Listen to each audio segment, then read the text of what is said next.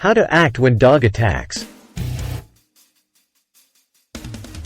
If you find yourself in a situation where a dog is attacking you, it is important to prioritize your safety. Here are some steps you can take. Protect yourself. Use any available objects or clothing to put a barrier between you and the dog. This could be a jacket, bag, or any item you can use to block the dog's access to your body.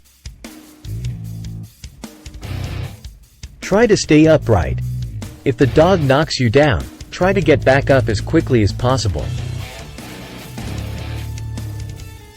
Being on the ground makes you more vulnerable to further attacks. Stay calm and avoid sudden movements. Do your best to remain calm, even though it can be difficult. Sudden movements may escalate the dog's aggression. Instead, try to move slowly and deliberately. Protect your vital areas. Cover your face, neck, and chest with your arms and hands to minimize the risk of bites to these sensitive areas. Use your voice. Firmly and assertively command the dog to stop or go away in a confident tone. Sometimes, loud and authoritative vocal commands can startle or deter the dog.